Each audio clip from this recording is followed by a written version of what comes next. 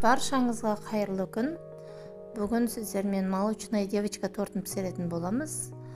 Кішкентай қыздарға арналған оформлениемен. Видеоны толықтай соңына дейін қарап шығыңыздар. Сіздермен бірге Нұргүл. Тортымызды бастайық. Ең алдымен таза және құрғақ ыдысымызды алып, сгущенкамызды, жұмыртқамызды, сары майымызды салып, барлығын жақсылап миксерлейміз. Қай затта неше граммнан салып жатқанымды описание бөліміне қалдырып кететін боламын. Сұйық заттарымызды миксерлеп болған соң барып, үстіне қою заттарымызды саламыз. Бірінші ұнымызды електен өткізіп аламыз. Үстіне разрыхителімізді салып, екеуін жақсылап араластырып аламыз. Қою затымызды сұйық заттың үстіне салып, барлығын бірге миксерлейміз.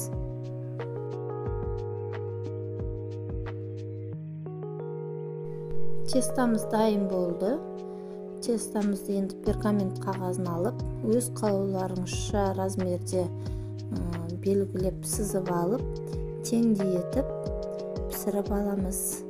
Мен 18 диаметрмен 5 бөлікке бөліп пісіріп алдым. Барлығын бірдей етіп бөліп корждарды 180 градуста 7-8 минут арасында пісіп шығады. Беті әдемі болып қызарғанша пісіріп аламыз.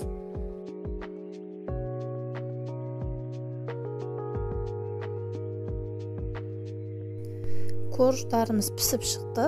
Осылай күйдіріп жібермей, қатты пісіріп жібермей, кішкене ғана қызартып пісіріп аламыз. Барлық корждарымызды осылай 18 диаметрмен бірдей етіп кесіп алдым. Барлығын дайындап, енді кремін жағып жинайтын боламын. Енді кремін дайындайтын боламыз. Кремін дайындау үшін ең алдымен творожный сырымызды салып, және құмшекерімізді салып, миксерлеп аламыз. Творожный сыр мен құмшекеріміз жақсылап бір-бірімен араласу керек. 2 минуттай миксерлеп аламыз. Содан соң барып сливкемізді құйып, креміміз қою бір келкі масса болғанша жақсылап миксерлейміз.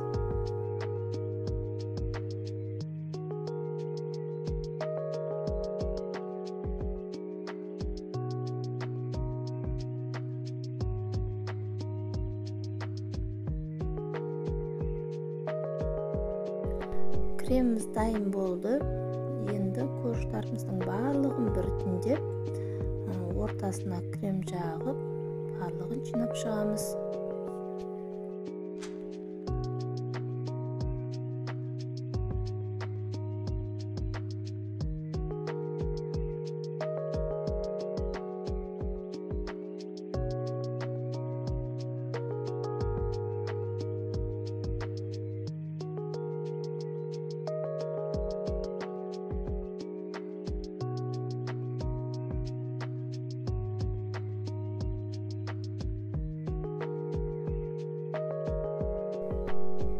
Креміміздің барлығын корждарымызға жағып алдық. Енді пищевой пленкамен коржығымыздың бетіне ауа кірмейтіндей етіп, жауып, холодильникке 5-6 сағатқа қойып қоямыз. Тортымыздың сыртын кішкентай қыздарға арнап оформление торт болғандықтан, тортымыздың сыртын қаптау үшін кремін дайындап аламыз.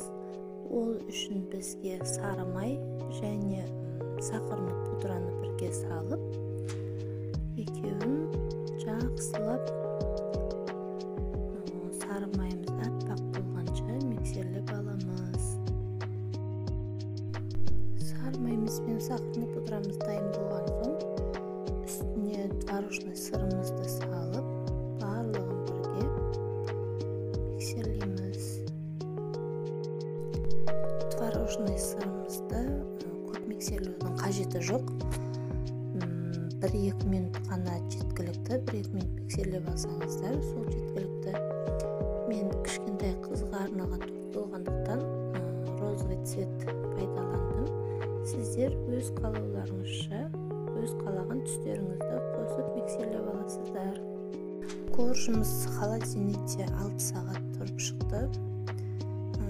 Сыртындағы пленкалардың барлығын шешіп алып тастаймыз. Енді тортымыздың сыртын қаптайтын боламыз. Сыртын осылай арнайы кондитерлік пакетке кремімізді салып, тура видеодағыдай етіп қаптап шығыңыздар.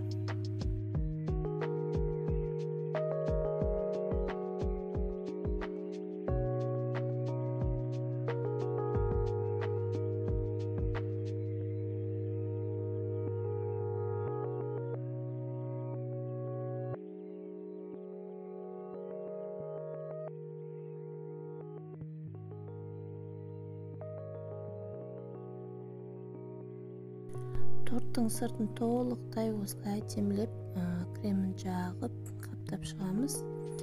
Енді өзімізге қажетті оформлениеге қажетті өз қалауларыңызша оформлениесін жасап шықсаңыздар болады. Өздеріңізге қажетті әріптерді, сандарды кез келген силикондық формаға салып, холодильникке қатырып алып пайдалана берсеңіздер болады. Оформлениені өз қалауларыңызша, өздеріңіз ұнатқан оформлениені жасап шықсаңыздар болады. Немесе осылай мен көрсеткендей етіп те қайталап жасасаңыздар болады.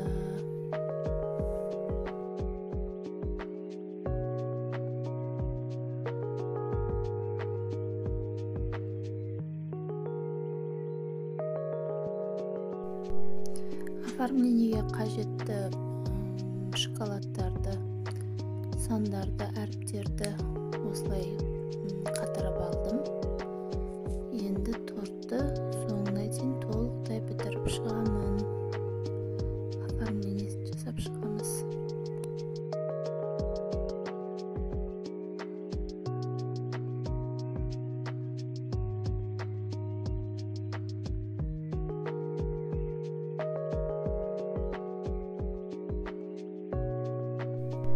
Видеоны соңына дейін қарап шыққандарыңыз үшін рахмет.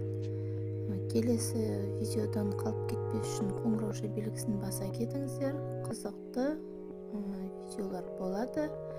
Келесі кездескенше сау болыңыздар, жасап көріңіздер.